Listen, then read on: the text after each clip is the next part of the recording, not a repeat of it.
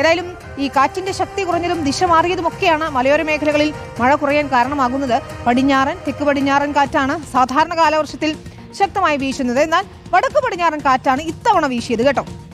ഇവ പശ്ചിമഘട്ടത്തിന് ലംബമായി വീഴാത്തതിനാൽ മഴ കുറയും. സാന്ത്വന സാജു ചേരുന്നു. സാന്ത്വന, മഴയുണ്ടോ? ഒരു സമയത്ത് വല്ലാതെ മഴ പെയ്യും, ഒരു സമയത്ത് മഴയില്ല എന്നൊക്കെ നിലയ്ക്ക് കാലാവസ്ഥ ഇങ്ങനെ മാറി മറിഞ്ഞുകൊണ്ടിരിക്കുകയാണ്.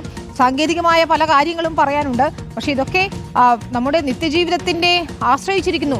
ചില സമയത്ത് വലിയ വെള്ളക്കെട്ട്, ചിലപ്പോൾ മഴയില്ലാതെ വരൾച്ച എന്നൊക്കെ നിലയിലേക്ക് എത്തുകയാണ്. ഈ ഘട്ടത്തിൽ എന്താണ് സംഭവിച്ചത്? എന്താണ് കാലാവസ്ഥാ നിരീക്ഷണ കേന്ദ്രവും വിദഗ്ധരും ഒക്കെ പറയുന്നത്? അവിനതായി കഴിഞ്ഞ ഓഗസ്റ്റ് 4-ാം തീയതി ഒരു കണക്ക് പുറത്തു വന്നിരുന്നു. കേന്ദ്ര കാലാവസ്ഥാ വകുപ്പിന്റെ കണക്കാണ് അത്. ഓഗസ്റ്റ് 1, 2, 3 ദിവസങ്ങളിൽ കേരളത്തിൽ പെയ്ത മഴയുടെ കണക്ക് അളവാണ് പുറത്തു വന്നത്. അളവ് കണക്ക് പുറത്തു വരുമ്പോൾ അന്ന് കാലാവസ്ഥാ വകുപ്പ് പറഞ്ഞിരുന്നത് 3 ഇരട്ടി അധികം മഴ 3 ദിവസം കൊണ്ട് കേരളത്തിൽ പെയ്തു എന്നുള്ളതായിരുന്നു. അത് കണക്കുകളാണ്.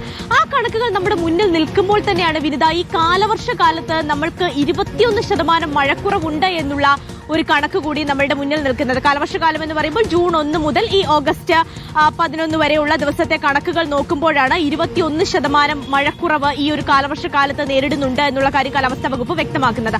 അതിൽ തന്നെ നമ്മൾ ജില്ല തിരിച്ചുള്ള കണക്കുകൾ നോക്കുകയാണെങ്കിൽ വിന്ദ ആദ്യം പറഞ്ഞതുപോലെ തന്നെയാണ് ഈ ഇടുക്കി, വയനാട്, തൃശ്ശൂരൊക്കെ ഉൾപ്പെടെയുള്ള മലയോര ജില്ലകളിലാണ് ഏറ്റവും കുറവ് മഴ ലഭിച്ചിരിക്കുന്നത്. നിലവിലെ കണക്കുകളൊന്ന് പരിശോധിക്കുകയാണെങ്കിൽ ഇടുക്കി ജില്ലയിൽ ഏതാണ്ട് 44% മഴക്കുറവ് അനുഭവപ്പെടുന്നുണ്ട്. അതുപോലെ തന്നെ വയനാട് ജില്ലയിൽ 50% മഴക്കുറവ് അനുഭവപ്പെടുന്നുണ്ട്. വലിയ അളവ് മഴയിൽ വലിയ കുറവാണ് ഈ ജില്ലകളിലൊക്കെ തന്നെയും ഉണ്ടായിരിക്കുന്നത്. ഇതുമായി ബന്ധപ്പെട്ട ഇപ്പോൾ കാലാവസ്ഥാ വകുപ്പ് പറയുന്നത് 7 ജില്ലകളിൽ മാത്രമാണ് സാധാരണ നിലയിൽ മഴ ലഭിച്ചിരിക്കുന്നത്. തിരുവനന്തപുരം അടക്കമുള്ള ഏതാണ്ട് 7 ജില്ലയിൽ മാത്രമാണ് സാധാരണ നോർമൽ മഴ ലഭിച്ചിരിക്കുന്നത്. മറ്റെല്ലാ ജില്ലകളിലും മഴയിൽ ഗണ്യമായ കുറവ്, ഡെഫിഷ്യൻസി ഉണ്ട് എന്നുള്ളതാണ് നിലവിൽ പുറത്തുവരുന്ന കണക്കുകൾ. ഇതുമായി ബന്ധപ്പെട്ട കാലാവസ്ഥാ വകുപ്പ് വ്യക്തമാക്കുന്ന കാര്യമെന്ന് പറയുന്നത് സാധാരണ നമുക്ക് ഈ കാലവർഷക്കാലത്ത് നമുക്ക് കിട്ടുന്നത് പശ്ചിമ മേഖലയിൽ നിന്നുള്ള ഒരു കാറ്റായിരിക്കും. പക്ഷേ ഇത്തവണ കാറ്റിന്റെ ഗതി മാറിയതാണ് ഇത്തരത്തിൽ ഒരു പ്രശ്നം നേരിടാനുള്ള പ്രധാന കാരണം എന്നുള്ളതാണ്. തെക്ക് പടിഞ്ഞാറൻ കാറ്റ് കൃത്യമായി തന്നെ നമുക്ക് വീശിയില്ല, പകരം വടക്ക് പടിഞ്ഞാറൻ കാറ്റാണ് വീശിയത്. സാധാരണ തെക്ക് പടിഞ്ഞാറൻ കാറ്റ് വീശുമ്പോൾ നമ്മുടെ പശ്ചിമഘട്ടത്തിൽ ലംബമായി വന്നത് പതിക്കുകയും മലയോര മേഖലകളിൽ കൂടുതൽ മഴ ലഭിക്കുകയുമാണ് ചെയ്തത്.